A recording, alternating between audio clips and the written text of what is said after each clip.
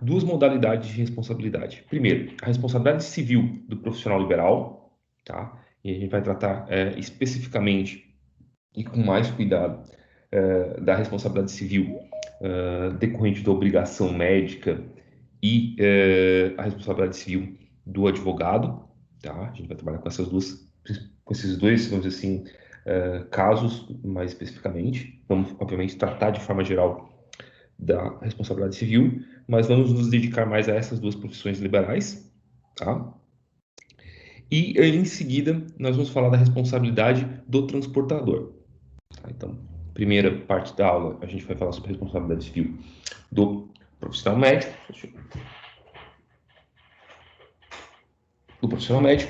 né, do profissional liberal, né, desculpa, e na segunda parte sobre a responsabilidade civil do transportador, tá? O material já está colocado ali para vocês previamente na sala virtual, né, junto com o link dessa aula, e essa aula vai ser disponibilizada posteriormente também no YouTube. Eu acho que eu não botei a da aula passada, mas eu vou providenciar hoje ainda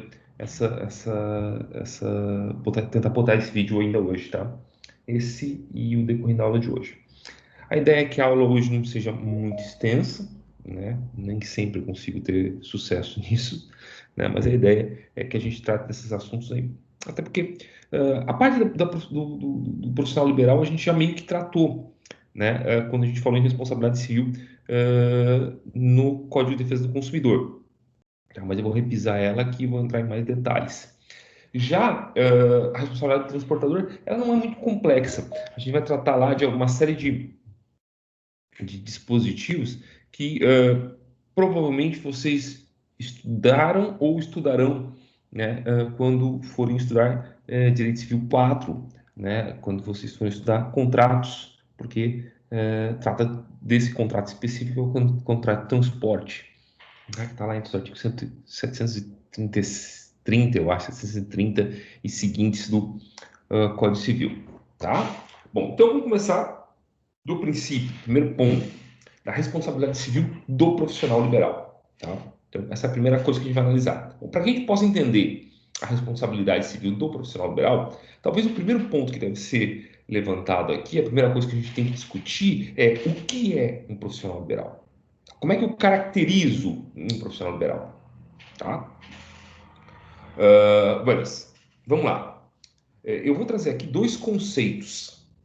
Um conceito do Paulo Luiz Neto Lobo, tá? E um segundo conceito que é do Fernando Antônio de Vasconcelos, tá? Esses dois conceitos eles servem para de alguma forma destacar para a gente, tá? Como o tema ele é tratado na doutrina, tá? Então, como o tema do profissional liberal é tratado na doutrina. Bom, então eu tenho aqui o primeiro conceito, o conceito do Paulo Lobo, que diz o seguinte: deve-se entender por profissional liberal todo aquele que desenvolve atividade específica de serviços com independência técnica e com a qualificação e habilitação determinadas pela lei ou pela divisão social do trabalho. Então, profissional liberal, para o Paulo Nobo, é todo aquele que desenvolve uma atividade específica de serviços, tá? Com independência técnica e com qualificação e ou habilitação, tá? Determinadas pela lei ou pela divisão social do trabalho. Tá? Então, o ponto principal aqui para o Paulo Lobo seriam, vamos dizer assim, três, né? Caracteriza o profissional liberal. Alguém que exerce uma atividade específica, tá? Com independência técnica, desenvolve uma atividade específica. Então, primeira característica, então, seria a especificidade da atividade, tá? Ou seja, não é todo o contrato de prestação de serviços que vai corresponder a um contrato desenvolvido por um profissional liberal, tá? Esse profissional, então, ele deve desenvolver essa atividade específica com independência técnica. Deixa eu só salvar aqui para liberar direto, sem precisar entrar na sala no lobby, sala de espera.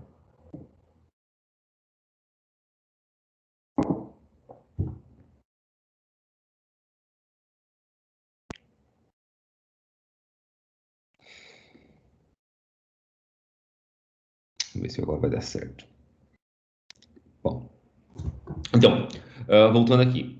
Então, a primeira característica é uma especificidade de um serviço específico, uma atividade específica, tá? Sempre com independência técnica, ou seja, não existe subordinação técnica.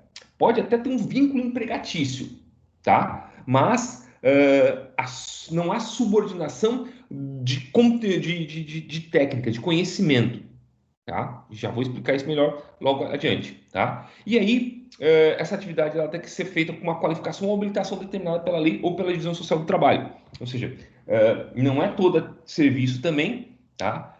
Que requer uma qualificação ou habilitação determinada, tá? No caso da qualificação, bom, é um conhecimento, uma especialização em uma determinada área técnica, né? Ou habilitação é quando, e aí a gente vamos ter essa distinção, o que é qualificação? Bom, qualificação, eu posso, sei lá, vocês, qualquer de vocês pode, na condição de bacharéis de direito, quando forem bacharéis de direito, né, vocês podem cursar uma pós-graduação, tá? E vocês vão ser especialista, por exemplo, em direito tributário, direito constitucional, etc. Tá? Isso é uma qualificação específica.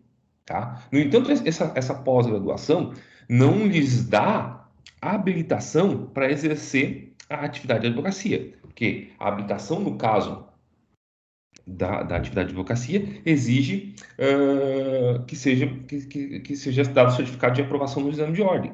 Tá? Aliás, não basta isso, é preciso que a pessoa passe no exame de ordem e se inscreva junto aos quadros da OAB para que possa exercer a advocacia. Tá? Então, mas nada impede, por exemplo, que eu possa considerar um profissional liberal, né, alguém que fez um curso técnico de elétrica, tá? Então ele está qualificado para exercer aquilo lá.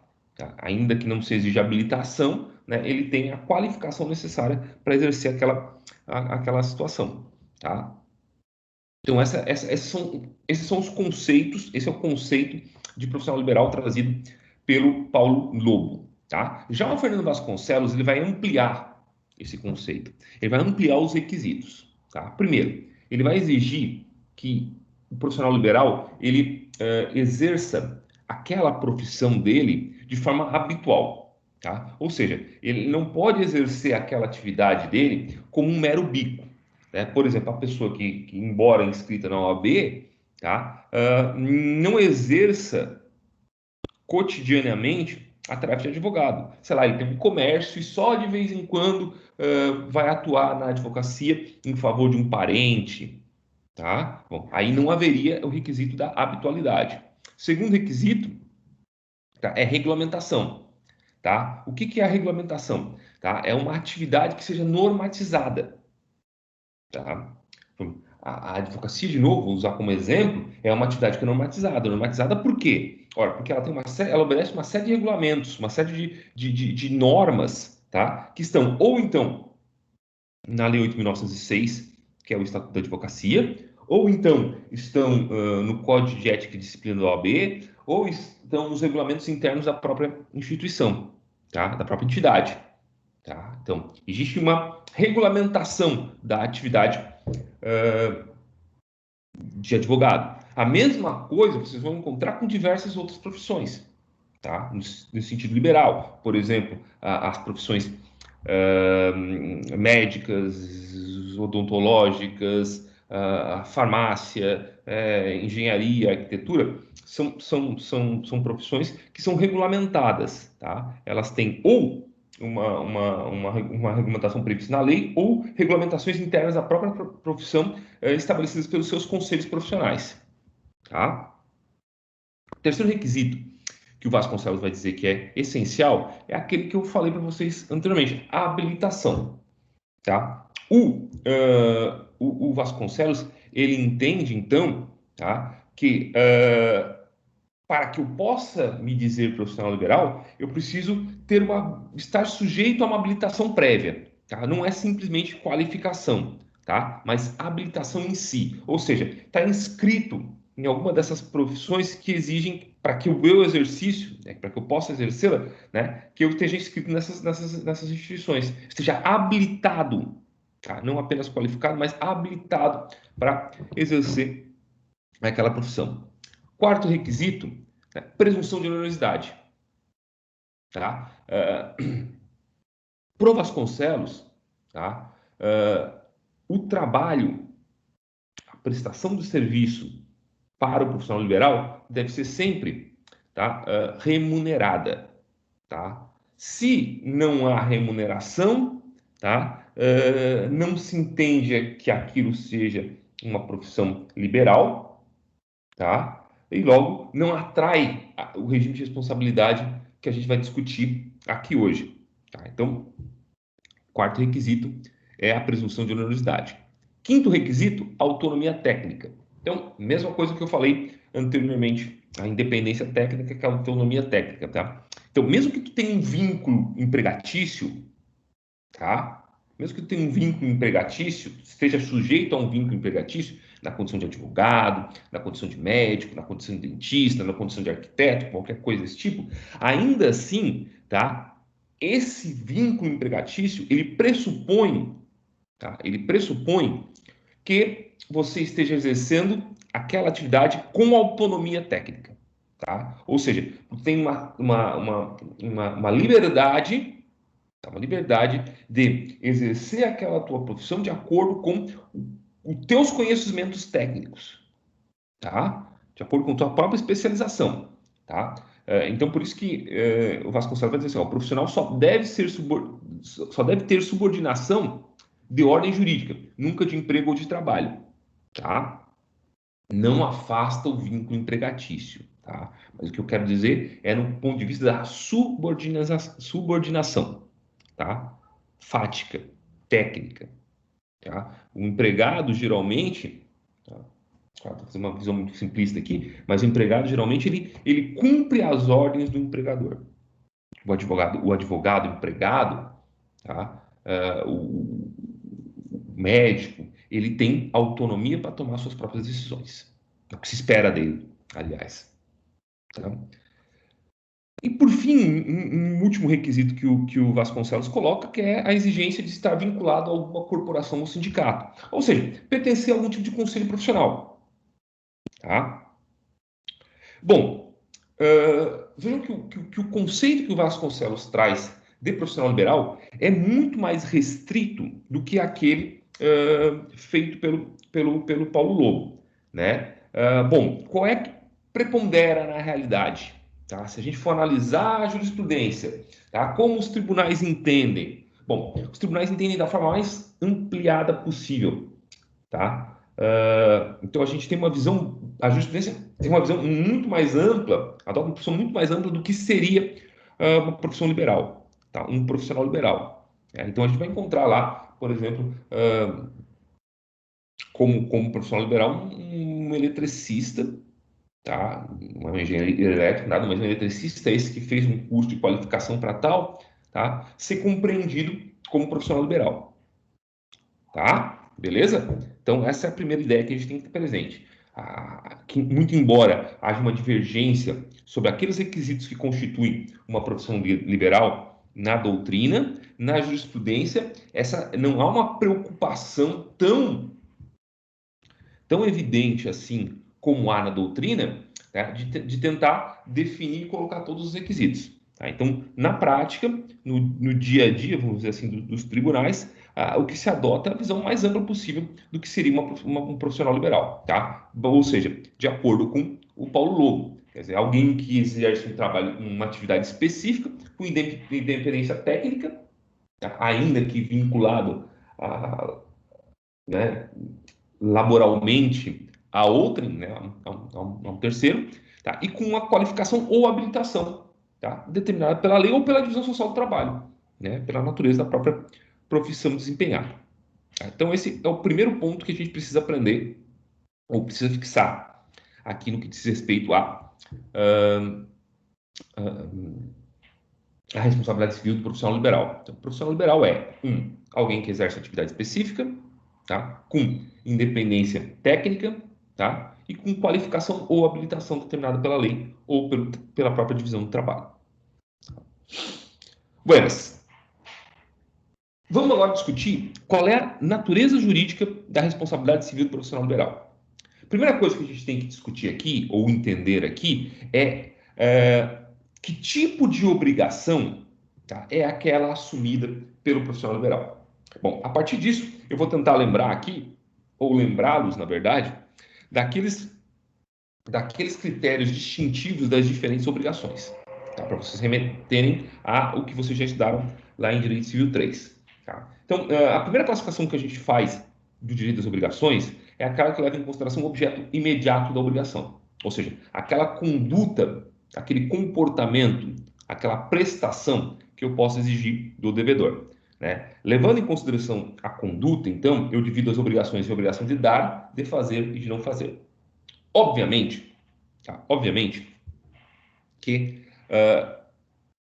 a obrigação do prestador do profissional liberal, ela vai ser sempre uma obrigação de fazer, tá? Ou seja, ele não está lá para dar nada, tá? Ele não está lá para não fazer nada. Ainda que hajam, isso é importante destacar, deveres anexos de não fazer na obrigação do profissional liberal. Ah, professor, como assim? Bom, a obrigação é fazer, é prestar um determinado serviço. Tá? No entanto, existem alguns deveres laterais aí que vão corresponder a um não fazer. Como, por exemplo, a obrigação que o advogado tem de manter sigilo, tá? Sobre os processos, sobre os seus clientes, sobre os segredos que lhes são confiados. Né? Veja, isso é uma obrigação de não fazer. Tá? É uma obrigação de não fazer. Tá? Mas é acessória à obrigação principal, que é um fazer, é o prestar serviço advocatício. É a mesma coisa, o psicólogo, né? O psicólogo tem dever de sigilo também. Tá? Ele não pode quebrar esse dever aí e revelar, salvo em alguns casos específicos determinados não é nem na lei, mas determinado no próprio código de ética da disciplina, da profissão, né? Ele não pode revelar informações que lhe são dadas na condição, na relação paciente e psicólogo, né? E assim por diante. Tá? Então, existem não fazeres, sim, claro, mas a obrigação principal, ela é uma obrigação de fazer.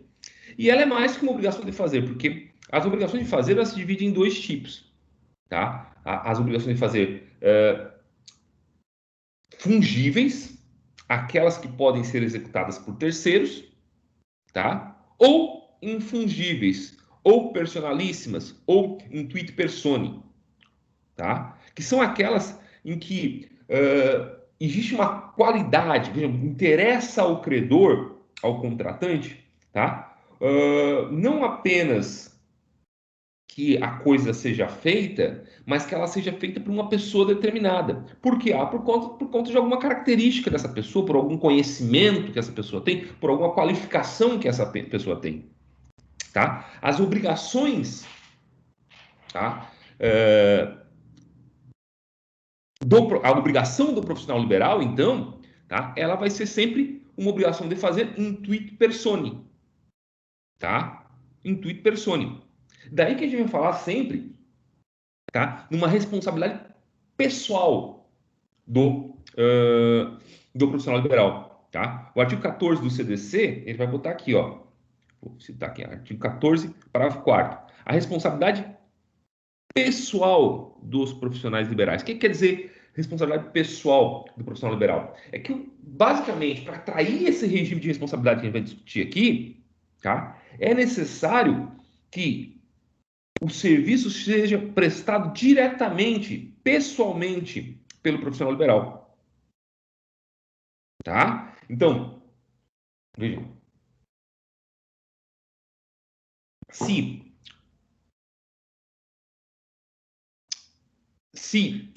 eu vou me adiantar aqui um pouco do que nós vamos falar depois, tá? Mas se, por exemplo, eu contrato uma clínica específica, tá, para realizar uma determinada cirurgia, e não um médico, não sei se caberia bem isso. Tá, não, contrato lá um escritório de advocacia, uma pessoa jurídica, um escritório de advocacia, tá, para prestar determinado serviço para mim, tá, e algum advogado desse escritório acaba causando um dano para mim, a gente vai ver depois as hipóteses que isso pode acontecer, o que vai acontecer daí? Bom, quem vai responder por esse dano não vai ser o advogado, vai ser quem? Vai ser o escritório de advocacia, a pessoa jurídica. Vai responder mais ainda, objetivamente. Tá? Aqui até esse momento aqui a gente já discutiu bastante, já deve estar bem marcada essa ideia de responsabilidade objetiva, mas responsabilidade objetiva quer dizer o quê? Independentemente da existência de culpa. Tá? Vai responder objetivamente. Ah, na forma do quê? Do artigo 932, inciso 3º, que diz que o empregador responde, tá, pelos atos, pelos danos causados pelos seus empregados. Tá? Então, a responsabilidade é objetiva. Tá? Diferente da responsabilidade do profissional liberal, a gente vai depois até melhorar isso daqui, tá? Que é subjetiva. Por quê? Olha aqui. A responsabilidade pessoal dos profissionais liberais será apurada mediante a verificação de culpa. Então é subjetiva. Tá? É subjetiva. Perfeito? Então, tranquilo. Segunda coisa que é interessante aqui, e aí adentramos uma segunda forma de classificar uma obrigação, tá? É a classificação a partir do conteúdo. Tá? Então, na primeira classificação, a gente viu que, quando a gente definiu a obrigação de fazer como a obrigação do profissional liberal como uma obrigação de fazer, intuito persone, né? A gente iniciou ela fazendo uma distinção a partir das diferentes condutas, dos diferentes comportamentos que eu posso exigir do devedor, tá? Agora, na verdade, o critério distintivo entre as obrigações vai ser o conteúdo dessas obrigações. E aí, quanto ao conteúdo, eu divido as obrigações em obrigações de meio, de resultado e de garantia. A obrigação de garantia cai fora, ela não existe, ela não serve para nós aqui dentro da responsabilidade civil do profissional liberal. Tá? A obrigação de garantia é aquela obrigação que tem por intuito, né, por finalidade, tá? Proteger o interesse do credor, né, de um eventual risco que ele possa sofrer. O contrato de seguro, por exemplo, é um exemplo de obrigação de garantia. Tá? Não é o caso aqui, nós vamos ter um momento de estudar o contrato de seguro mais na frente. Tá? Então, nos interessa aqui basicamente a distinção entre as obrigações de meio e as obrigações de resultado. Tá? Essa é a distinção essencial aqui dentro da responsabilidade civil, porque ela ensina muita coisa para a gente, do profissional liberal. Né? Então, vejam só, eu tenho duas obrigações distintas. A obrigação de meio, tá? A obrigação de meio é aquela em que o devedor, tá? A obrigação de meio é aquela em que o devedor se obriga, tá? A empregar um determinado conhecimento, uma determinada técnica para atingir determinado resultado. Então, ele se obriga com a técnica, ele se obriga com o conhecimento, tá? Mas ele não se obriga com o resultado. O resultado pode ou não ser alcançado. Ó, obrigação de meio, tá? Emprego de conhecimento, emprego de técnica, tá? Para alcançar determinado resultado. No entanto, eu não me obrigo com o resultado em si. O devedor não tem como se obrigar com o resultado em si. Tá? A obrigação de resultado, por outro lado, o nome é óbvio, está lá, é aquela em que o devedor se obriga com a obtenção do resultado. Perfeito? Então, numa, eu me obrigo com empregar uma determinada técnica, empregar um determinado conhecimento para alcançar um resultado.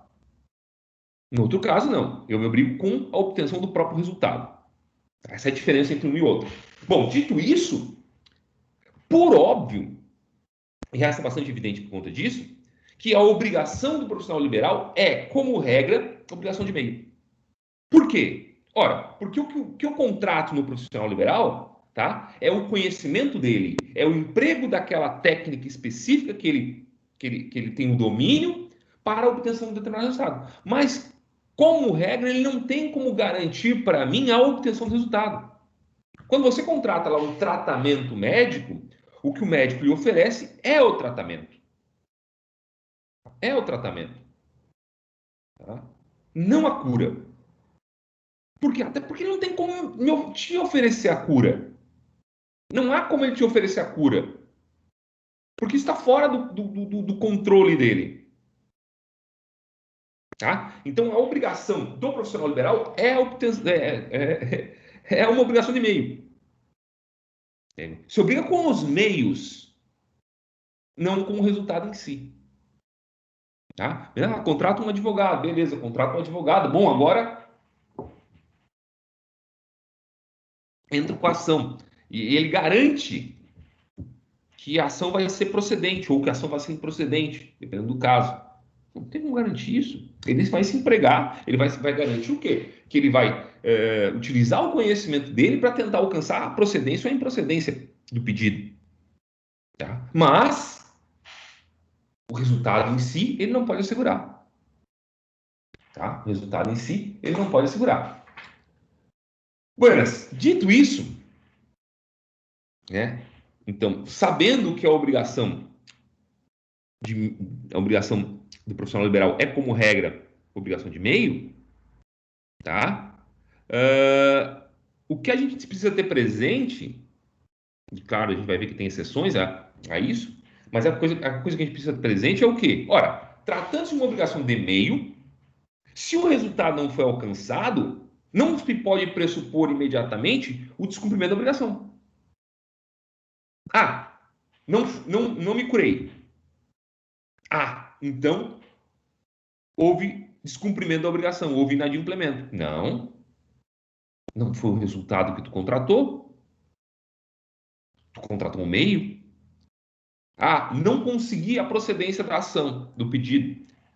Não posso pressupor descumprimento. Então, no caso da obrigação de meio, tá? O que acontece? Para que, para que o credor, então, que o contratante possa atribuir responsabilidade ao contratado, ao profissional liberal, é necessário que ele comprove a existência de culpa. Tá? Ele comprove a existência de culpa. Ou seja, ele tem que provar que, tá, o tratamento que o médico ofereceu não era aquele tratamento adequado, tá, à doença. Ou seja, que o médico foi imperito. Ou então que o advogado perdeu o prazo, que o advogado foi negligente. Tá? Então, ele precisa fazer essa comprovação, tá, para que ele possa ter direito a uma indenização por um eventual prejuízo que ele venha a sofrer. Tá? Então, no caso, isso é fundamental a gente entender aqui, no caso da obrigação de meio, tá? Na obrigação de meio, o contratante do serviço, tá, do profissional liberal, tem que comprovar que houve ou dolo ou culpa por parte do profissional liberal, para só assim ter direito à indenização. Tá? Então eu tenho que comprovar a existência do erro médico ou no erro de atuação do profissional. Eu falei aqui advogado e médico, que são os casos que a gente mais trata, mas a mesma coisa vale para o engenheiro, vale para o arquiteto, vale para o dentista, né? Sei lá, vocês possam pensar aí que pode ser conceitualizado como profissional liberal. Tá? Então essa é a primeira coisa que a gente tem que ter em mente quando falarmos em obrigação de meio. Não há necessidade de demonstração da culpa. Tá? Há necessidade de demonstração da culpa. Tá?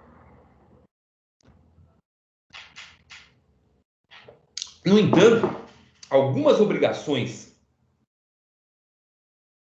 de profissionais liberais são obrigações de resultado. O exemplo mais claro que vocês vão encontrar na maior parte da jurisprudência é a obrigação do cirurgião plástico estético. Vejam, observe. Obrigação do cirurgião plástico estético. A obrigação do cirurgião plástico, como regra, tá, é a obrigação de meio. Tá? Então, quando eu estou falando de uma cirurgia plástica reparadora, sei lá, a pessoa teve parte da face parte da face dela arrancada num acidente, tá? A obrigação do médico em fazer a reparação, do cirurgião plástico fazer essa reparação aqui, tá? Ela é uma obrigação de meio. Então, se não for alcançado um resultado bom, tá? Ainda assim, é preciso demonstrar que houve culpa por parte do profissional liberal, do cirurgião. Agora, se a obrigação é uma cirurgia plástica, estética, estética? Bom, aí nesse caso não. Aí nesse caso, a obrigação do médico é com o resultado. Tá? É com o resultado. Ora, e por que isso é importante? Porque isso muda. Ah, professor, muda o quê? Muda o regime da responsabilidade? A responsabilidade civil deixa de ser subjetiva e passa a ser objetiva? Não. Não. O que há no caso da obrigação de resultado, no caso do cirurgião estético, tá? É uma inversão do ônus da prova. Há uma presunção de culpa. Ó, vejam, não é responsabilidade objetiva. Por que não é responsabilidade objetiva? Porque a responsabilidade objetiva, ela não necessita de culpa, ela não necessita de demonstração, não é nem só de demonstração, não necessita que haja culpa. Dolo, imprudência, negligência e imperícia. Basta que haja dano e conduta dano e relação de causalidade entre essas duas coisas. Tá? Já a responsabilidade civil do profissional liberal, em qualquer hipótese, seja ela obrigação de resultado, seja ela obrigação de meio, ela é uma responsabilidade subjetiva. Ela depende da culpa. Só que no primeiro caso, obrigação de resultado, tá? Presume-se que há culpa. E aí, o ônus da prova sai do contratante e vai para o contratado. É o contratado que tem que demonstrar que ele não agiu com culpa. Volta-se a falar. É o contratante, tipo, o contratado que deve demonstrar, que deve provar que ele não agiu com culpa. Que, por exemplo, o mau resultado na obtenção da cirurgia estética decorreu de culpa exclusiva da vítima, de fato de terceiro, de caso fortuito de força maior, tá? Qualquer uma dessas hipóteses aí afasta. Por quê? Porque a gente já viu isso. Ela rompe o nexo de causalidade entre a conduta e o dano. Tá? Não há culpa nessas hipóteses. Tá? Ou então, e não deixa não é um caso fortuito de força maior, mas quando o resultado não foi alcançado porque estava dentro da possibilidade dos riscos do procedimento, né, a não obtenção do resultado. Ou a obtenção de resultado diverso, que não deixa de ser a não obtenção do resultado. Perfeito? Então, essa coisa que a gente tem presente aqui. Há o quê? Há uma inversão do ônus da prova. Tá? Uma inversão do ônus da prova. Então, eu vou ler aqui para vocês rapidamente os dois dispositivos que vão conduzir as nossas reflexões agora sobre responsabilidade civil do profissional liberal. Então, o primeiro, o artigo 927, que é a nossa regra geral da responsabilidade civil, que diz lá então no caput, aquele que por ato ilícito, artigo 186 e 187, causar dano a outrem, fica obrigado a repará-lo. E o parágrafo único, né, é 927, caput, que diz respeito à responsabilidade civil subjetiva. Né? E aí o parágrafo único que diz assim, ó, haverá obrigação de reparar o dano, independentemente de culpa, nos casos especificados em lei ou quando a atividade normalmente desenvolvida pelo autor do dano implicar, por sua natureza, risco para o direito de outrem. Tá? E aí, a grande norma que vai conduzir toda a parte da responsabilidade civil do profissional liberal, que é o artigo 14, parágrafo 4º do CDC, do Código de Defesa do Consumidor. Tá? A responsabilidade pessoal dos profissionais liberais será apurada mediante a verificação de culpa. Mediante a verificação de culpa. Interessante destacar, né, que o artigo 14, parágrafo 4º do CDC, ele está lá na responsabilidade pelo fato do serviço. Tá? Na parte do Código de Defesa do Consumidor, que trata da responsabilidade pelo fato do serviço. Que são os artigos 12, 13, 14 a 17. Tá?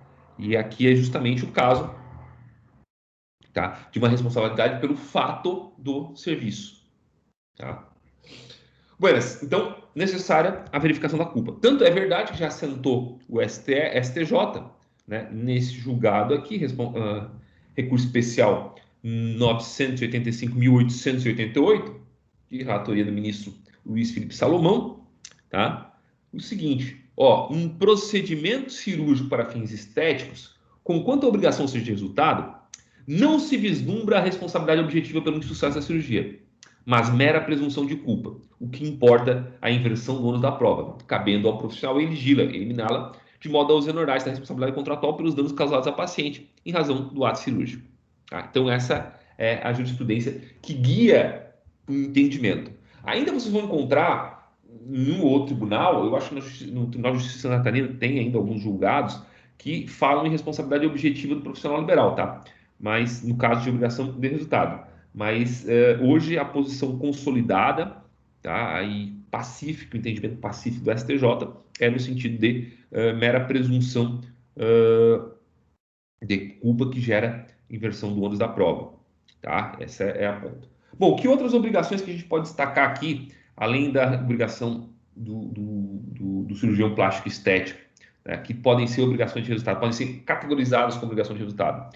A do dentista também em tratamento odontológico, tá? Também quando se tratar de tratamento odontológico estético, né?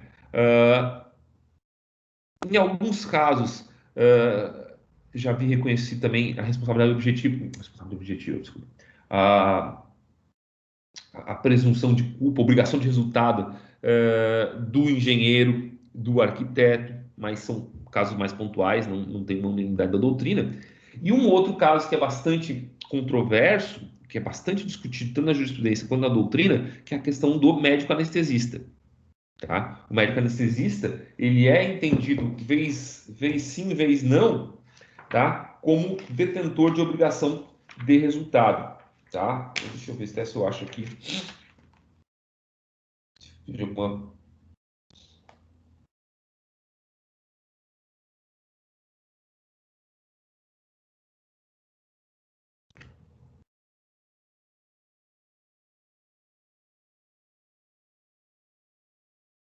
Não tem aqui.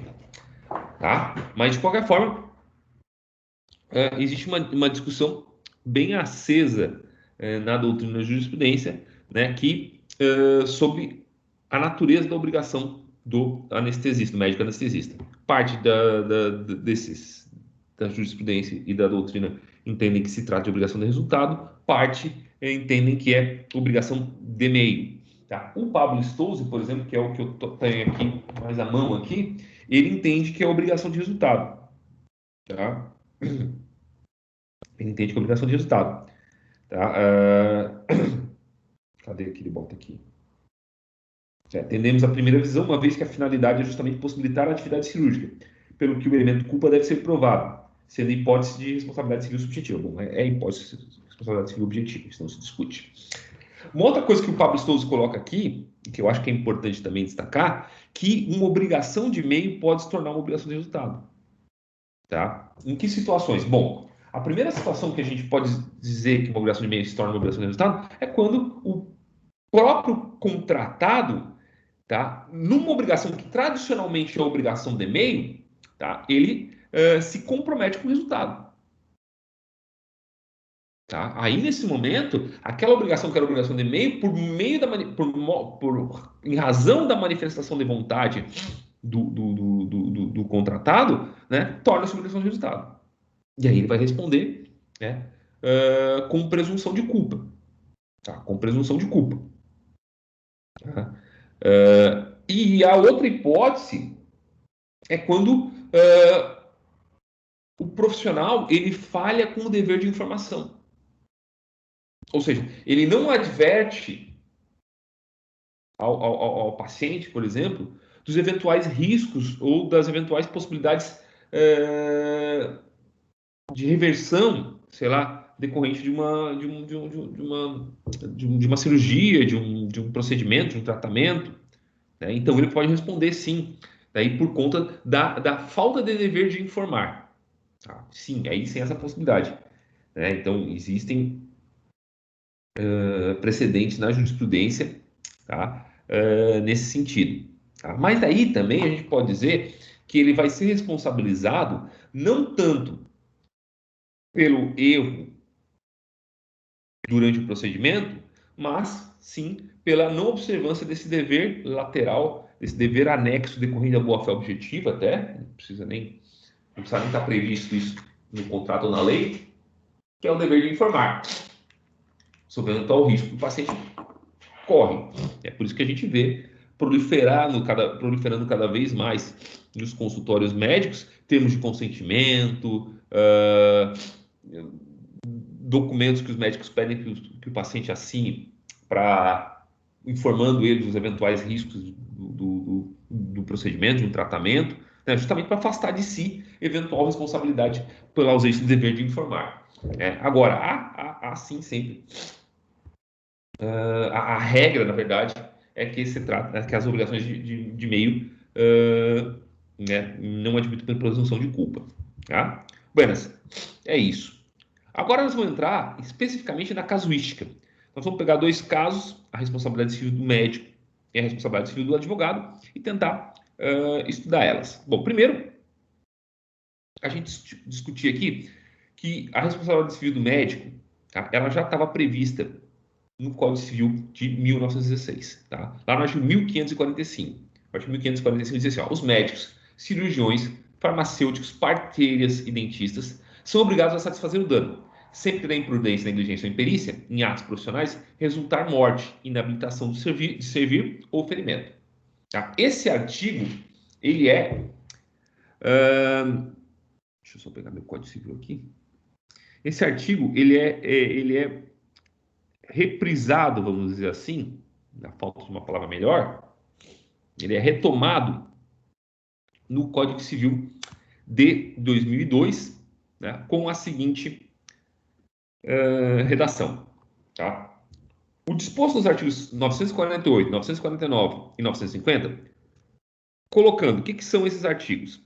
Tá? 948 é o que fala da indenização em caso de homicídio. Tá? O 949 é aquele que fala de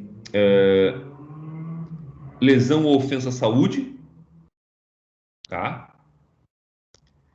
E o 950 é aquele que essa lesão, tá? Ela resulta em impossibilidade ou diminuição da capacidade de trabalho, tá? Então, 948 é aquele que prevê. Então, eu falei até aqui 948. No caso de homicídio, a indenização consiste, sem excluir outras reparações: no pagamento das despesas com tratamento da vítima, seu funeral e o luto da família, os danos emergentes, na prestação de alimentos às pessoas a quem o morto devia, levando-se em conta a duração provável da vida, o lucro cessante. Artigo 949. No caso de lesão ou outra ofensa à saúde, o ofensor indenizará o ofendido das despesas de tratamento e dos lucros cessantes até o fim da convalescença, além de algum outro prejuízo que o ofendido puder haver sofrido. De novo, então, indenizará todas as despesas de tratamento e responderá pelos lucros cessantes até o fim da convalescença. E por fim, 950, se da ofensa resultar defeito pelo qual o ofendido não possa exercer o seu ofício ou profissão, ou se ele diminua a capacidade de trabalho, a indenização, além das despesas de tratamento e lucros cessantes, até a convalescência, incluirá pensão correspondente à importância do trabalho para que se inabilitou, ou da depreciação que ele sofreu.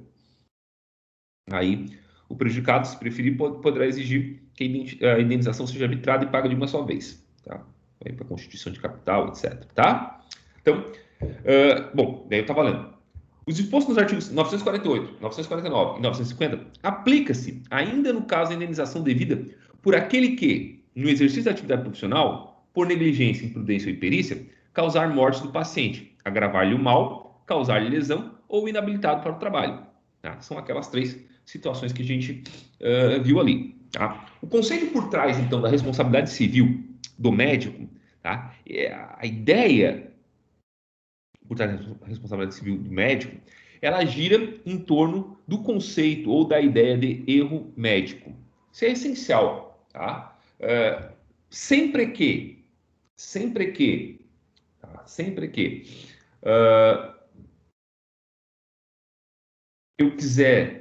eu pretender a indenização por algum dano causado pelo médico, né, por um procedimento médico, é essencial, tá, que eu não prove, mas que tenha acontecido um erro médico. É o erro médico, tá? É o erro médico que vai permitir, tá? Vai criar, tá? O dever de indenizar por parte do médico. O que é o erro médico? Bom, é uma falha profissional imputada ao profissional da medicina. Olha que difícil, tá? Falha profissional imputada ao profissional da medicina. Tá? Ou seja, é um mau proceder, é um mau conduzir, é uma imprudência ou uma negligência que pode resultar de alguma forma, tá, em algum dano ao paciente. Tá? Como eu disse para vocês ali em cima, tá, a prova desse erro médico deve ser feita, no caso de obrigação de meio, que é a regra, pelo paciente, tá, por aquele que sofreu o dano. No caso de obrigação de resultado, deve haver erro médico, mas ele é pressuposto. Há uma presunção de que houve um erro médico. Tá? E aí compete ao médico fazer prova do quê? Que ele procedeu corretamente. Tá? Ele vai lá, ele vai se munir da literatura médica, tá? De perícias, para comprovar que o modo, o procedimento, o tratamento adotado por ele, tá? É aquele, é justamente aquele indicado pela boa técnica. Tá? É aquele indicado pela boa técnica. Esse é o elemento fundamental que a gente tem presente aqui. Então, é uma grande diferença entre obrigação de meio e obrigação de resultado. A questão da presunção da prova, presunção da culpa. Tá? Beleza? Então, essa é uma coisa que, que se. Agora que eu vi aqui, a natureza jurídica da obrigação do médico, isso eu já falei. Tá? Traço de falha profissional imputado, então, há que se ter presente o erro médico. Tá? Às vezes, como eu disse, o simples não sucesso em um tratamento ou num procedimento cirúrgico, tá? Ela não implica, tá, em erro médico. Tá? Eu cito sempre o exemplo da cirurgia de laqueadura. Cirurgia de laqueadura parece uma coisa assim que, pronto, agora foi, né? E não, existe um percentual significativo de situações em que há uma reversão da laqueadura. Eu particularmente tive um processo em que eu atuei em favor do obstetra, né, em que o obstetra fez uma cirurgia, 5 anos depois, a pessoa engravidou, e não engravidou só de um filho, ele engravidou de trigêmeos, eu acho que até foi, nem lembro mais agora, mas acho que foi trigêmeos, imagina. É azar demais. Será que foi trigêmeos? Não lembro, depois eu vou procurar esse processo para ver qual foi o resultado. Bom, o resultado foi, não, vamos lá. Aí a pessoa ingressou com uma ação contra o meu cliente, né? A gente contestou alegando e demonstrando a partir da literatura médica que existe aquele percentual de reversão e que o simples fato do procedimento não ter dado certo, não ter ficado a contento do paciente, não implica em responsabilização do profissional. Tá? Por quê? Porque não houve erro médico. Ele adotou o procedimento, Tá? Ah, ele foi lá, a laqueadura, não lembro mais o nome da laqueadura. Foi feita a laqueadura? Foi. Então tá, primeira coisa, houve a cirurgia. Tá? A técnica empregada é aquela recomendada pela literatura? É. Tá? O resultado não foi alcançado, só isso. Tá? Mas não é isso que foi prometido. Tá? Essa é a ideia. Então, natureza jurídica e obrigação médica, lembrem sempre aqui, obrigação de resultado. Bom, um outro ponto que também na jurisprudência é sempre bastante discutido é a responsabilidade civil do hospital e clínica médica. Tá? Então vamos lá. A gente tem três situações aqui, ó. A gente tem aquela situação em que o dano é causado por uma falha na estrutura hospitalar. Por exemplo, o hospital não tem os materiais necessários, tá, para a realização de determinado procedimento, mas oferece o procedimento mesmo assim, tá? E aí, por conta da falta de um desfibrilador, por exemplo, tá, o paciente vem a falecer, por exemplo, né? Tem aquela situação em que o dano resulta de um ato praticado por um profissional liberal que não tem vínculo com o hospital ou com a clínica médica, mas que simplesmente aluga, eventualmente, tá, aquela clínica ou aquela sala de cirurgia para realizar os procedimentos, mas não tem vínculo empregatício com o hospital, e aquelas situações em que eu tenho uma falha de um profissional que tem vínculo empregatício com o hospital e clínica. Bom, cada uma dessas três situações vai gerar uma responsabilidade diferente. Então, quando há falha na estrutura do hospital, tá, a responsabilidade do hospital vai ser uma responsabilidade civil objetiva. Tá? Vai ser uma responsabilidade civil objetiva. Por quê? Porque eu vou estar diante de uma falha, tá, ou uma responsabilidade pelo fato do serviço na forma do caput do artigo 14 do CDC. Tá, vou ler para vocês aqui, artigo 14 CDC. Ó, o caput diz assim: o fornecedor de serviço responde, independentemente da existência de culpa, pela reparação dos danos causados aos consumidores, por defeitos relativos à prestação dos serviços, bem como por informações insuficientes ou inadequadas sobre sua fruição e riscos. Tá? Então, a responsabilidade do hospital, nesse caso, tá, por uma falha, tá, na estrutura do hospital, ela vai ser uma responsabilidade objetiva. No caso de um profissional liberal sem vínculo com o hospital, tá, o hospital ou a clínica não terá responsabilidade nenhuma. Só o profissional liberal responde. Tá? Só o profissional liberal responde subjetivamente. Tá? Responde subjetivamente. E aquele caso em que há uma falha de um profissional liberal com vínculo, de um médico com vínculo empregatício com o hospital, aí a responsabilidade do hospital vai ser objetiva também, tal como na primeira hipótese, só que agora não mais fundamentado no artigo 14 caput do CDC. Não é mais o fato do serviço que se vai discutir aqui, mas sim o quê? Aquela responsabilidade por ato terceiro que a gente já estudou do artigo 932, inciso terceiro, que eu falei ainda há pouco também, né, que é a responsabilidade do empregador pelos atos dos seus empregados, pelos danos causados por seus empregados. Tá? 932, inciso 3. Tá?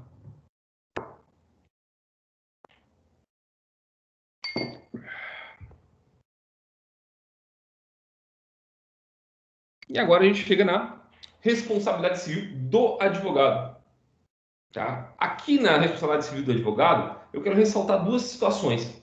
A primeira é a responsabilidade pela perda de uma chance, tá? E a segunda é a responsabilidade por ofensa, só que bonito, ofensa irrogada em juízo. É quando o advogado ele se excede, tá? Nos termos utilizados por ele, tá? Na petição, tá? Quando ele se manifesta em juízo, tá? A gente vai ver essas duas hipóteses. Então, bom, só lembrando lá, a perda de uma chance, a gente viu em aulas anteriores, é uma espécie de dano material, uma espécie de dano patrimonial. né? Buenas. Como é que eu caracterizo o problema da perda de uma chance na atividade advocatícia? Tá? Então, vamos pegar a hipótese. Olha, o advogado, ele perdeu o prazo para apresentar um determinado recurso. Tá? Ele responde, tá? Junto ao cliente? Depende. Tá? Depende. Vamos ver aqui o que diz a jurisprudência do STJ. Tá? Então, a jurisprudência fala o seguinte: eu vou começar ali do 2, da parte que está destacada, tá? Diz aqui, ó, a chamada teoria da perda da chance de inspiração francesa e citada em matéria de responsabilidade civil aplica-se aos casos em que o dano seja real, atual e certo, dentro de um juízo de probabilidade e não de mera possibilidade, porquanto o dano potencial ou incerto no âmbito da responsabilidade civil, em regra, não é indenizável. Segundo a jurisprudência dessa corte, abre aspas, em caso de responsabilidade do profissional de advocacia por condutas apontadas como negligentes e diante do aspecto relativo à incerteza da vantagem não experimentada, as demandas que invocam a teoria da perda de uma chance devem ser solucionadas a partir da detida análise acerca das reais possibilidades de êxito do postulante, eventualmente perdidas em razão da desídia do causídico. Cita jurisprudência do ministro Luiz Felipe Salomão. O direito à indenização, nessas circunstâncias, somente existiria diante da situação de real e séria possibilidade de êxito do recurso, que os recorridos deixaram de interpor no âmbito da ação previdenciária, o que não é o caso dos autos, tendo em vista que, conforme anotado pelas instâncias ordinárias, não haveria prova da incapacidade do autor no período pleiteado, requisito imprescindível à obtenção do benefício previdenciário pretendido. Então, olha só o que o tribunal está falando aqui, o que o STJ está falando aqui. Às vezes, olha, jurisprudência bem nova, de 2020, ó, pode ver aqui. De fevereiro de 2020. Tá? O que ele está dizendo? Olha, não é um simples, por exemplo, perda do prazo para interpor um recurso que gera automaticamente o dever de indenizar do advogado. Por quê? Porque é preciso verificar no caso concreto se aquele recurso tinha efetivamente chance, tá, de modificar a situação jurídica do cliente, do advogado. Como assim, professor? Imagina, sei lá, eu perdi o recurso, né, eu tinha um prazo para interpor a apelação, não interpus, né? A ação foi improcedente, tá? E aí o meu cliente não ganhou o que ele pretendia. Beleza. Só que a sentença de improcedência, ela estava baseada em sólido entendimento do Tribunal de Justiça, do Superior Tribunal de Justiça ou do STF, dizendo que ele efetivamente não tinha direito àquela pretensão. Tá? Ora, se ele não tinha direito àquela pretensão, se aquele ponto é um ponto pacífico na jurisprudência, a interposição do recurso por parte do advogado, tá? Ela não modificaria, ela não teria chance de modificar, tá, o status jurídico do cliente. Tá? Logo, não há dever de indenizar. Agora, se eu estou diante de uma demanda, de um recurso que vai tratar de um tema que tem sim probabilidade de ser de alterar o conteúdo da sentença, existe lá jurisprudência capaz de sustentar o que está sendo pleiteado no recurso. Bom, daí nesse caso, né, obviamente, vai ser o advogado responsável pela indenização, pela perda da chance do cliente, tá? Pela perda da chance do cliente. Eu tenho visto algumas decisões aí, principalmente no que respeito à ação trabalhista, né? A ação trabalhista, porque a ação trabalhista ela tem um prazo, parece pouco, parece grande, né? Mas um prazo de 2 anos para propor ação trabalhista. Se não entra com a ação em prazo de 2 anos, depois do fim do vínculo empregatício, né, a prescrição do direito. A prescrição do direito, né, de entrar com a ação. E aí, muitos advogados, né, de forma negligente, de fato, obviamente, desidiosa, né, eles deixam de propor ação nesse período. Né? Não propõem ação, né? E obviamente isso leva à prescrição, né? Aquele advogado que diz que que já entrou com a ação, mas nunca entra, né, leva à prescrição do direito do cliente. Bom, daí ele tem direito, né, desde que ele comprove efetivamente, tem direito a uma indenização por perder uma chance, desde que ele comprove efetivamente que aquele direito que ele pretendia demandar judicialmente junto à Justiça do Trabalho, né, ele tinha probabilidade, né, de ser aceito, de ser julgado procedente. Então, isso é um ponto aqui a salientar.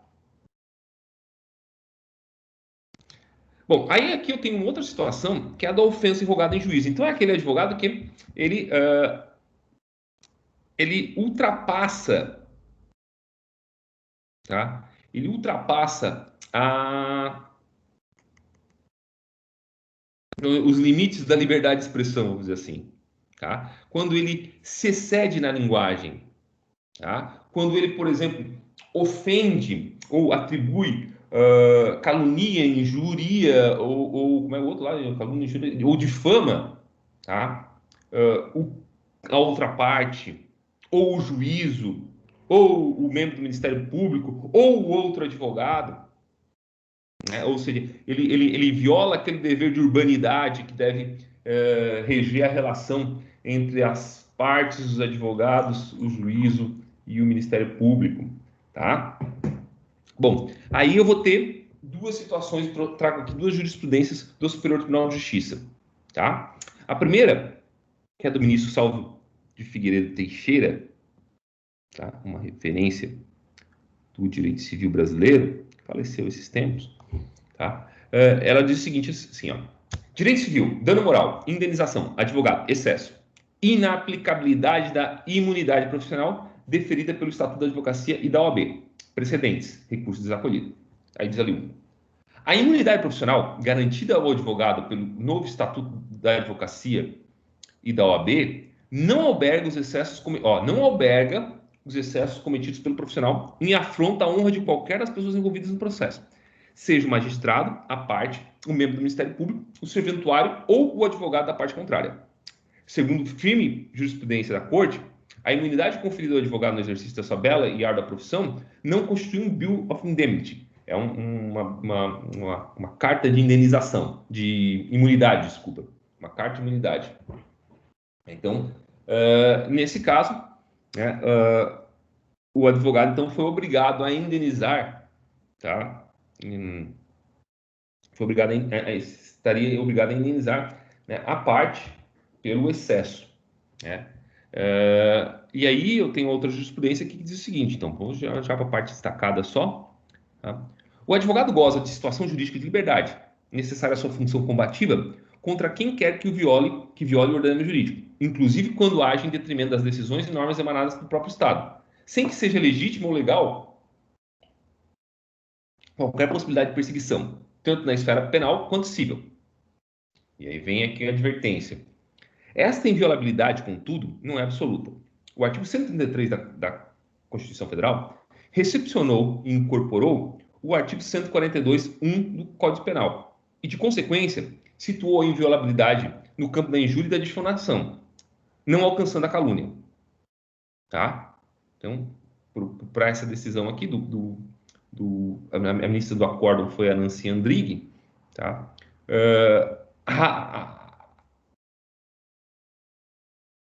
A calúnia, desculpa, a injúria e a difamação, elas estariam protegidas, né, pelo mando da inviolabilidade, mas não a calúnia. Mas ela vai mais além. Porém, também essa regra não é absoluta. Se as alegações imputadas de caluniosa estiverem no contexto da defesa do interesse e dos direitos do constituinte em juízo, havendo boa-fé, evidencia-se a ausência de dolo, razão pela qual não há crime, tampouco responsabilidade civil por danos morais. Na espécie, constata-se que inexistiu imputação direta de crime ao juiz. As afirmações surgiram no encadeamento de ideias da peça recursal, com claro intuito de reforçar a alegação de que o juiz vinha desrespeitando a decisão do tribunal. Fato esse que, se confirmado, implicaria, inclusive, no provimento do recurso. Tratou-se, tanto, de forma impolida de expressão, mas que constitui excesso admissível no cotidiano forense. Então, vejam, aqui duas informações que eu acho que são relevantes. A primeira é que, bom, não há que se falar em dever de indenizar quando se trata de injúria e difamação, tá? Mas no caso da calúnia, sim. Tá? Mas no caso da calúnia, sim. Tá? Mas mesmo no caso da calúnia, tá? Ou mesmo na hipótese de se atribuir a alguém.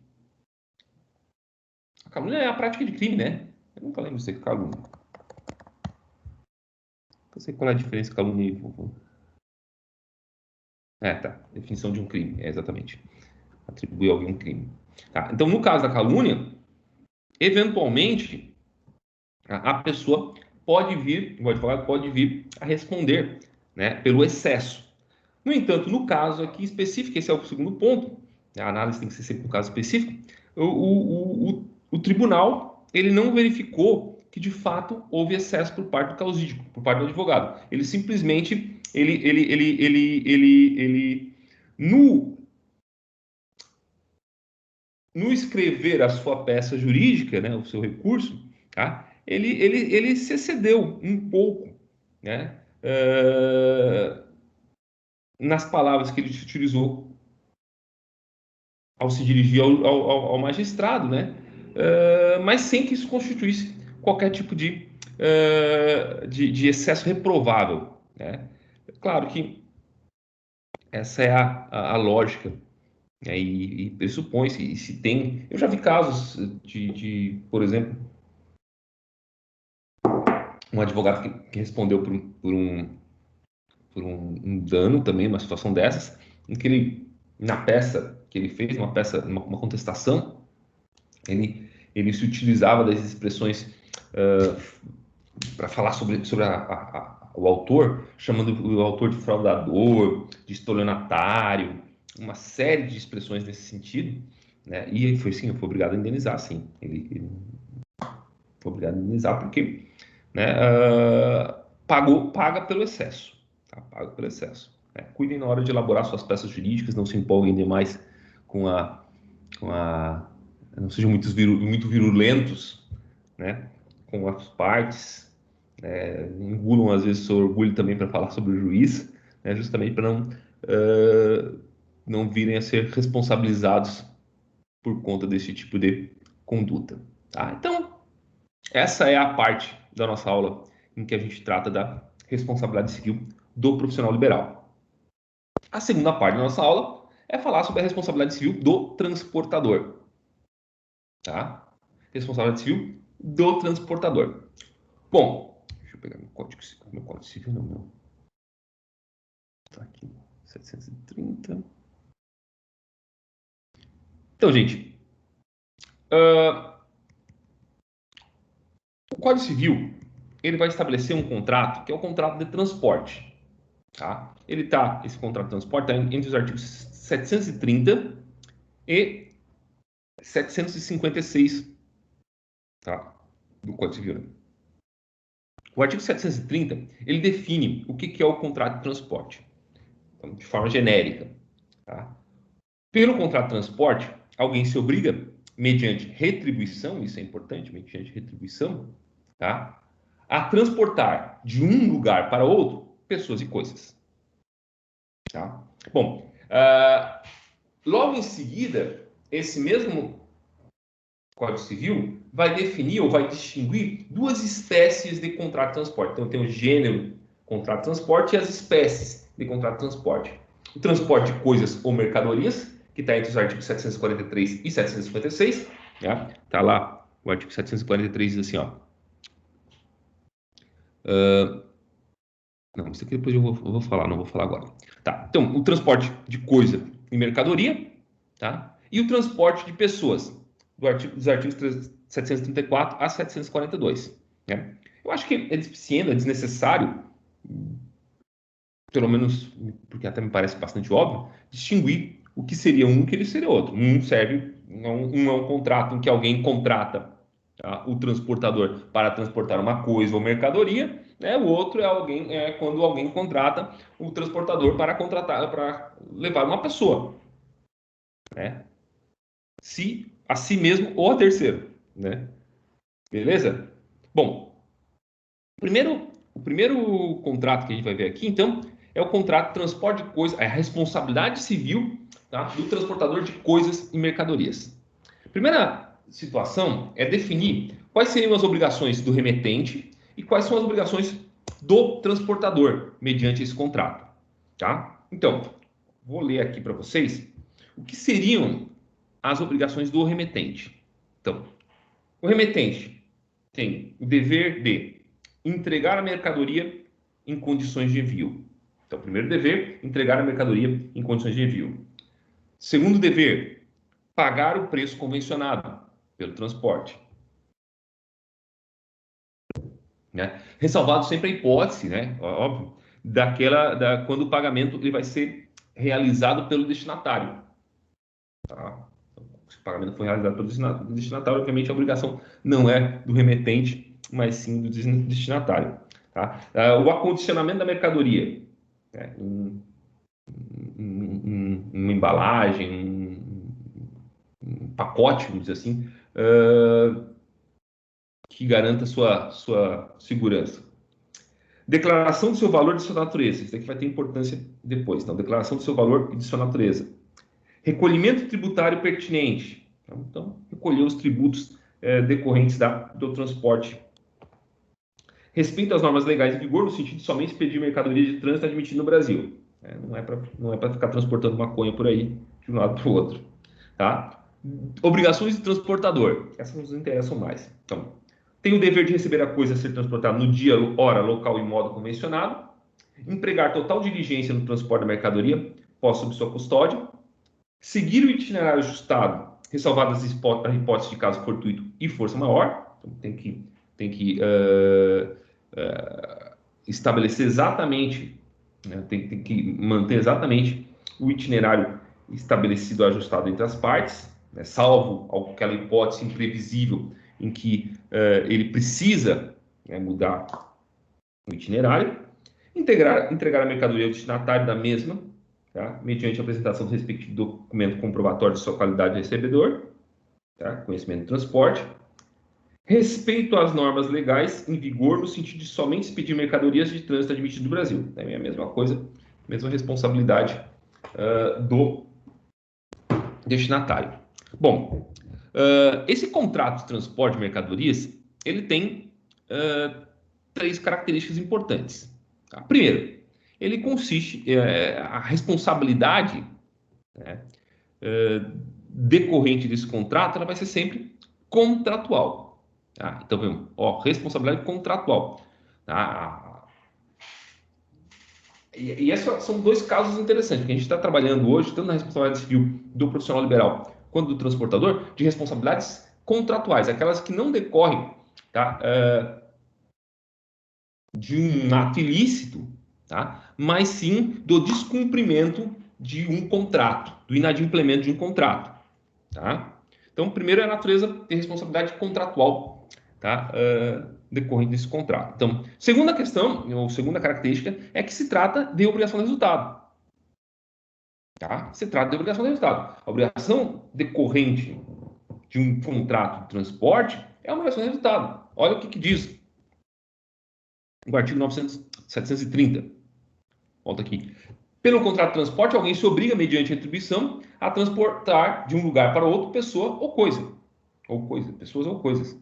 É a obrigação de resultado. A obrigação aqui, tá, ela não tá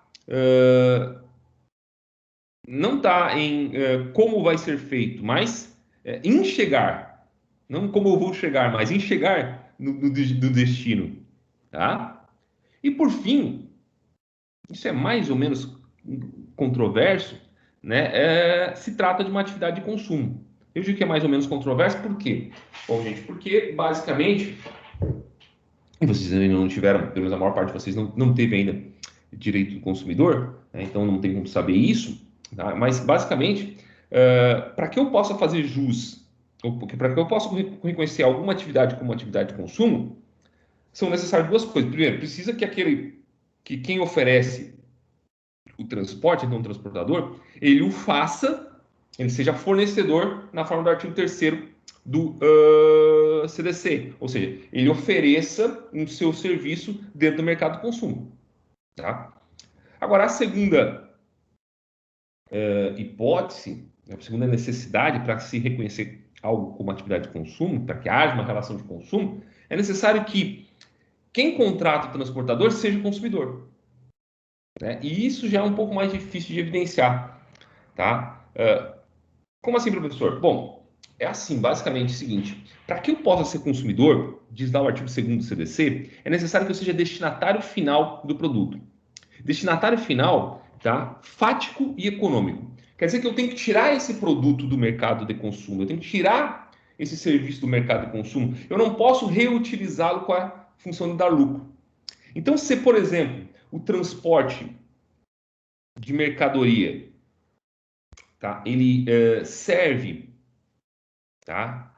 Como atividade meio da minha empresa, eu não posso dizer que existe aqui uma relação de consumo, tá? Então, vai ser uma atividade econômica qualquer, sim, mas não uma atividade econômica que tenha natureza de relação de consumo, tá? Porque eu não sou destinatário final do produto, tá? Eu estou simplesmente, ou do serviço, na verdade, eu estou utilizando esse serviço para lucrar economicamente, tá? O que a teoria finalista do direito do consumidor, do que seria consumidor, não admite.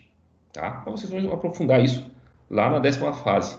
Tem bastante tempo para vocês discutir isso. Bom, diante dessas características aqui, eu posso estabelecer qual é a responsabilidade do transportador. Ela vai estar lá no artigo 750 do transportador, no caso de transporte de coisa. Tá? Ela vai estar lá no artigo 750. Olha o que diz ali. Ó. A responsabilidade do transportador, limitada ao valor constante do conhecimento, começa no momento em que ele e seus pressupostos recebem a coisa. Termina quando é entregue ao destinatário ou depositado em juízo, se aquele não for encontrado. Bom, vamos aqui. Tem duas outras informações aqui também que são importantes. Primeiro, a responsabilidade do transportador é limitada ao valor constante do conhecimento. Tá? Limitada ao valor constante do conhecimento. O conhecimento é o documento, tá? Que o artigo 743 menciona. Tá? O artigo 743 ele fala assim: ó, a coisa entregue ao transportador deve estar caracterizada pela sua natureza, valor, peso e quantidade. E o mais que for necessário para que não se confunda com outras, devendo o destinatário ser indicado ao menos pelo nome e endereço. Então, aqui, o contrato de transporte, ele corresponde a uma obrigação de entregar coisa infungível. Por quê? Porque eu vou, por exemplo, contratar a transportadora X para entregar a alguém esse telefone, tá? Para Tício esse telefone, tá? E o que, que eu tenho? Qual é o dever da transportadora X? Ela vai pegar e identificar um documento, tá? Que a gente chama de conhecimento, tá? As informações sobre a natureza, o valor, o peso e a quantidade desse produto.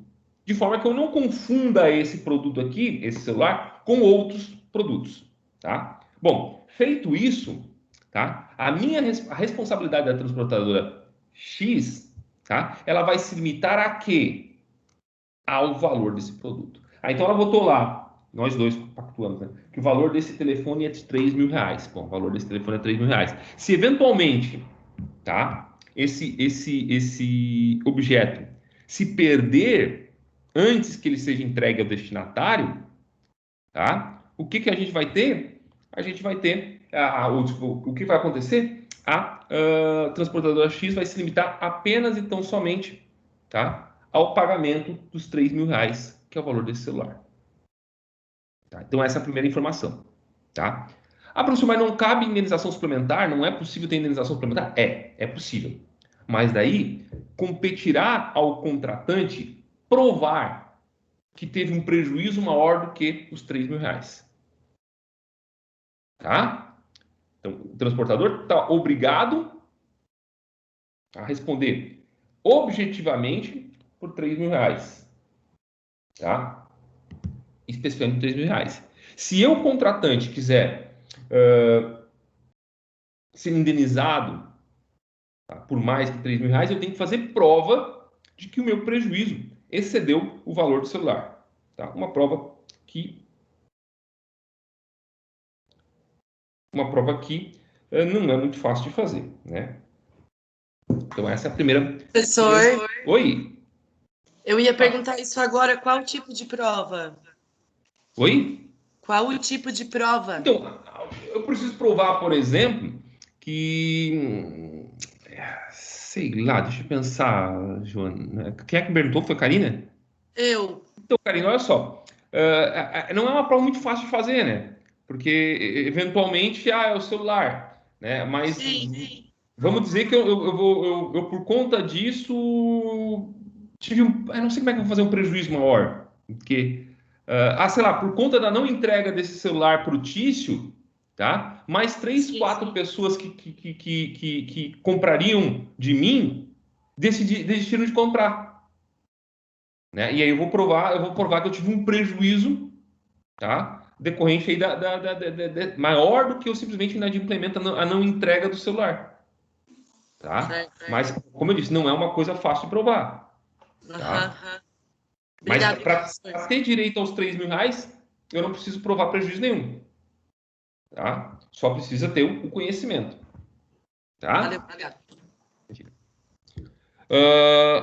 A outra informação que o 750 nos coloca é também um limite temporal. Então, eu tenho um limite no valor, tá?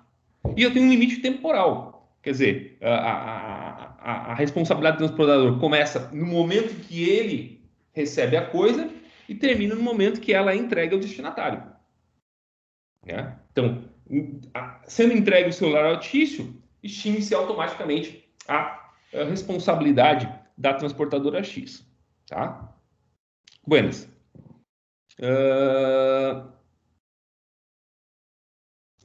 Essa responsabilidade do transportador, ela é uma responsabilidade objetiva. Tá? Ela é uma responsabilidade objetiva. No entanto, ela vai, e nessa condição, obviamente, ela vai admitir, né, situações em que há excludentes de responsabilidade do transportador. Quais são essas excludentes? Bom, basicamente, a culpa exclusiva do remetente ou o caso fortuito ou de força maior. Tá? Então, a ocorrência de culpa exclusiva do remetente ou da perda da coisa por culpa do remetente, tá? Sei lá, ele indicou errado o endereço do destinatário e o bem acabou sendo entregue para uma pessoa que não que não era a quem se destinava, tá? Ou então, quando acontece um fato imprevisível, né, que leva à perda da coisa. Essas duas situações, obviamente, afastam a responsabilidade do transportador, tá? Mas aquela questão do fato imprevisível, a gente precisa tomar cuidado. Por quê? A gente precisa tomar cuidado por causa do fortuito, da diferença entre fortuito externo e fortuito interno, que a gente já falou várias vezes. O que é o fortuito externo? É aquele que é estranho à atividade desempenhada pelo transportador. Então, vamos pegar aqui, como eu falei para vocês, porra, sei lá, eu contratei a transportadora X para levar meu celular, né? E no caminho, sei lá, o caminhão que carregava teve um terremoto e ele caiu numa cratera e perdi o celular, tá? Obviamente, aí afasta a responsabilidade da transportadora, porque é um fato estranho à atividade desempenhada, tá? Agora, o fortuito interno não, o fortuito interno não afasta, tá? Por quê? Porque ele é um fato que até imprevisível, mas uh, ele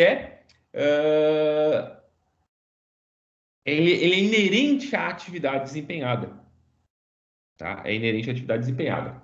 Gente, vou pegar só uma aguinha, já voltei em 2 minutinhos, tá? Deixa eu silenciar aqui.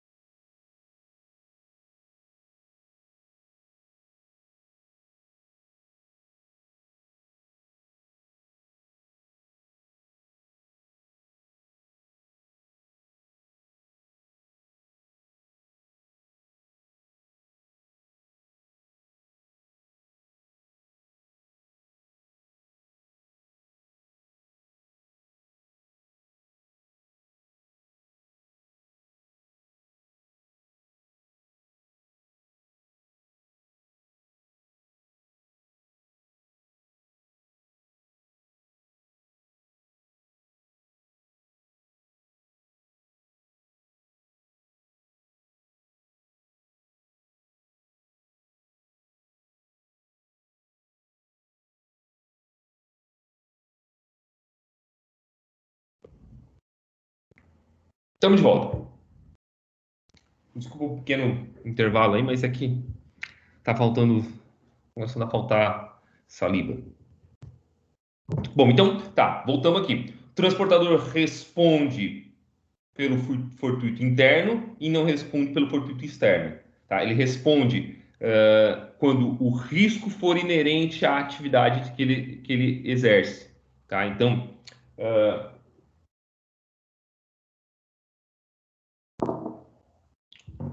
por exemplo, um fortuito interno que o transportador brasileiro responde é pelo furto de mercadoria.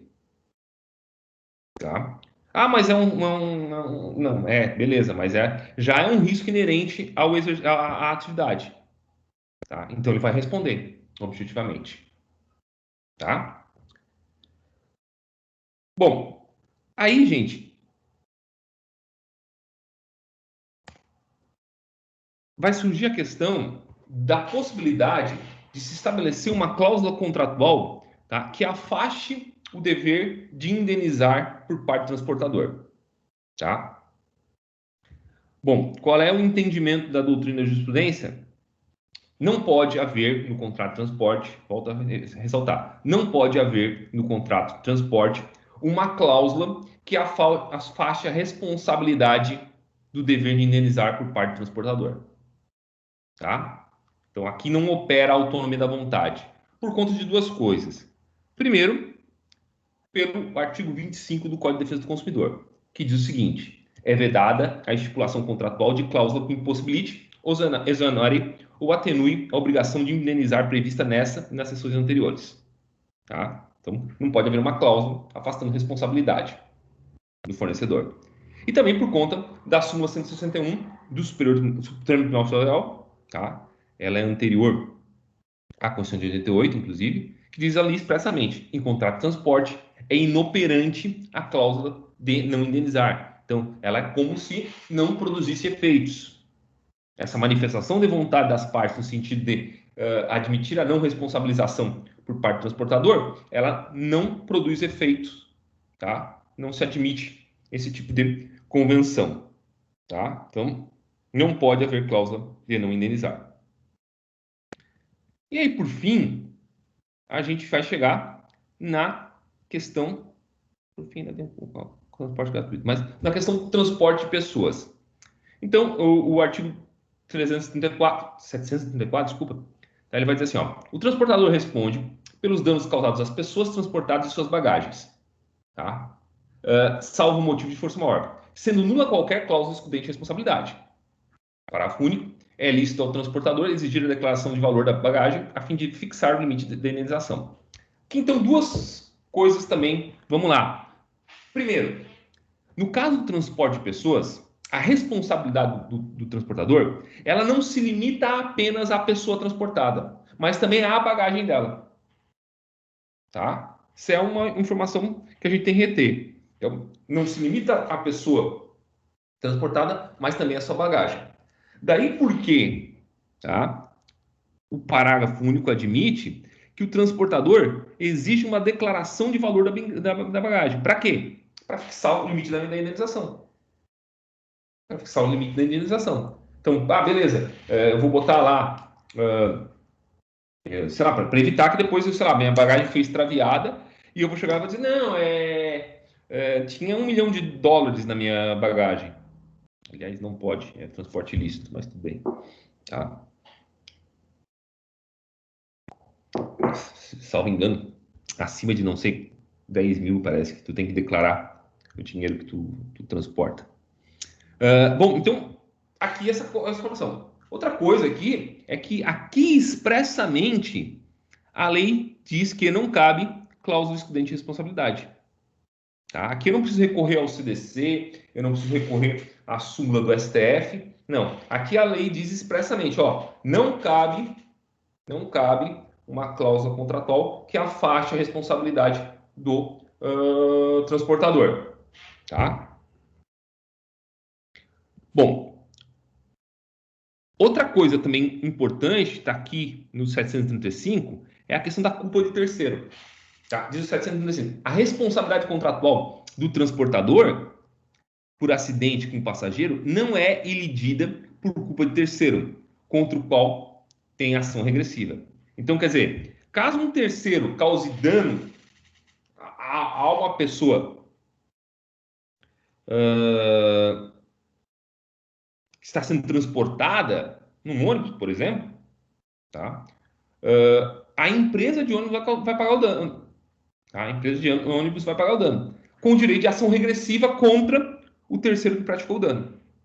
Tá? Ação de regresso.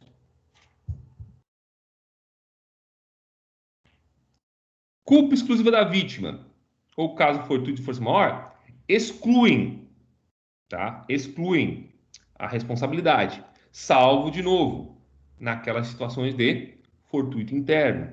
Ah, tá, beleza. Então, o ônibus tá andando na rua, né, na estrada, o motorista está sendo diligente, está tomando todas as precauções, cuidados, etc. No entanto, estoura o pneu.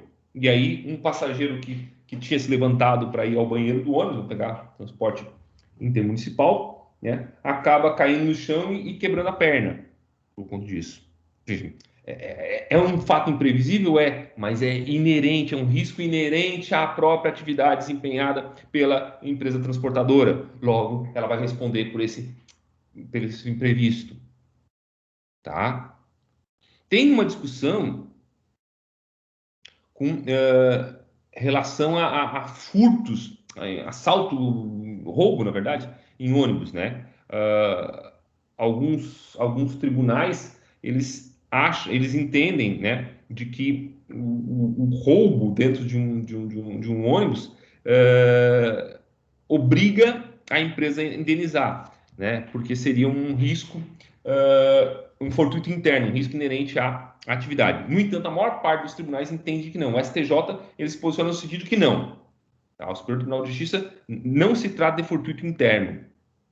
Tá? Agora, eu já vi uma decisão, acho que até do STJ, no sentido de que aí era contrária, era uma empresa que constantemente, a rota utilizada pela empresa era constantemente sujeita a assaltos.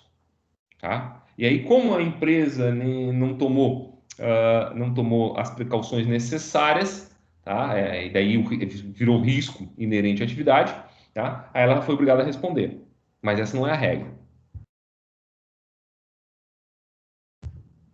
Outro fato aqui também interessante no que diz respeito ao transporte de pessoas é a proibição do transportador em recusar passageiro. Tá? Então, o artigo 739 vai falar assim, ó, o transportador não pode recusar passageiros, salvo nos casos previstos nos regulamentos, ou se as condições de higiene ou de saúde do interessado justificarem. Tá? O cara, sei lá, não quer usar máscara dentro do ônibus.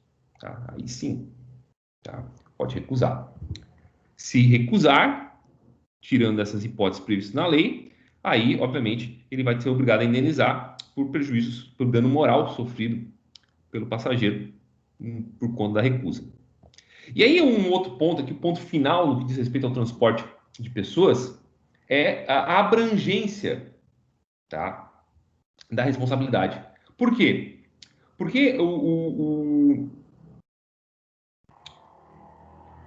a responsabilidade do transportador, ela não se limita aos passageiros, mas por força do artigo 17 do CDC, tá, ela atinge inclusive terceiros. Ele é responsável por danos causados a terceiros. Tá? Então, a vítima do evento.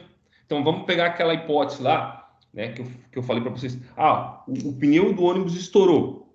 Bom, o ônibus perdeu o controle e o motorista perdeu o controle por conta disso e acabou atingindo um transeunte, uma pessoa que estava atravessando a rua e ao mesmo tempo quebrou a perna de um passageiro. Tá? A empresa de ônibus vai responder pelos danos causados tanto ao passageiro quanto ao terceiro, tá? Objetivamente. Por quê? Porque o Código de Defesa do Consumidor diz que esse terceiro ele se equipara a consumidor por se tratar de uma vítima de um acidente de consumo. Tá? Então, a responsabilidade não vai ser só da pessoa transportada, mas também de eventuais terceiros que venham a ser atingidos, vão sofrer danos por conta do acidente de transporte, de consumo. Né? E por fim, nós temos a questão do transporte gratuito, tá? O transporte de grátis, tá? Bom, aqui a gente vai ter dois regimes de responsabilidade distintos, tá? Um, quando se tratar de transporte propriamente gratuito ou de mera cortesia, a famosa carona. O que diz o artigo 736?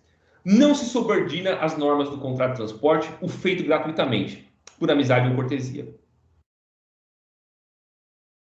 Tá? Então, a regra é o seguinte: eu me acidento, alguém me dá carona, o Tício me deu carona, tá? E acabo sofrendo um acidente, tá?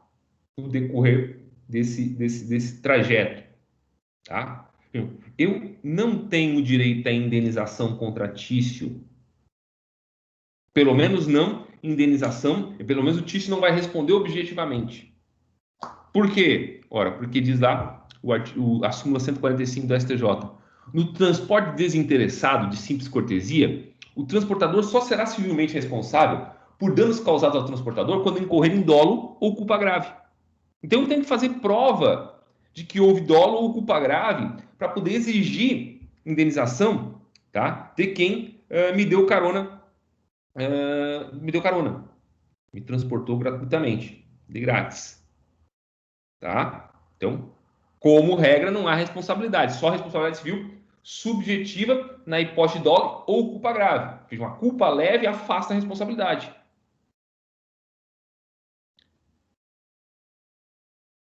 Mas existe uma outra hipótese de transporte gratuito também, que é aquele que não tem remuneração direta, mas ele é interessado. Olha o que diz o parágrafo único do 736. Não se considera gratuito o transporte quando, embora feito sem remuneração, o transportador oferir vantagens indiretas. Ah, sim, professor. Como assim? Não entendi. Pensem lá a hipótese de que você levar, e é uma tradição, você vai levar seu carro para revisão na concessionária. Tá? E aí a concessionária lhe oferece sempre o quê? Um transporte gratuito, tá? Até o seu escritório, até a sua casa, o retorno. Tá? Então, esse transporte, muito embora ele não tenha remuneração direta, tá? Ele é feito no interesse do próprio transportador. Tá? E aí, vejam só, aí vale a responsabilidade civil objetiva do transportador. Se eu eventualmente sofrer algum tipo de acidente nesse trajeto da concessionária até minha casa ou até meu escritório, bom, a transportadora responde objetivamente, independente de culpa, pelo dano que eu sofrer. Porque não se trata, tá, de transporte propriamente gratuito ou de mera cortesia. Não se trata de carona. Dúvidas aqui? Por fim, o transporte clandestino. O que é o transporte clandestino? É aquele que é feito sem o conhecimento do transportador. É o cara que se esconde no banco de trás do carro, ou então que se esconde na carroceria. Não é carroceria, aquela parte lá de trás. É a carroceria, né? Mas se esconde ali e é transportado sem consentimento do transportador. Tá? O transporte clandestino, tá, não vai gerar para o transportador jamais direito, ou dever de indenizar. Tá? O transporte que é feito de forma clandestina, tá, sem conhecimento do transportador, não gera a ele, transportador, dever, desculpa, de indenizar. Ele não é responsável pelo clandestino. Tá? E é isso. Essa é a nossa aula de hoje. Me coloco agora à disposição de vocês para responder. Eu vou tirar a gravação aqui, cortar a gravação.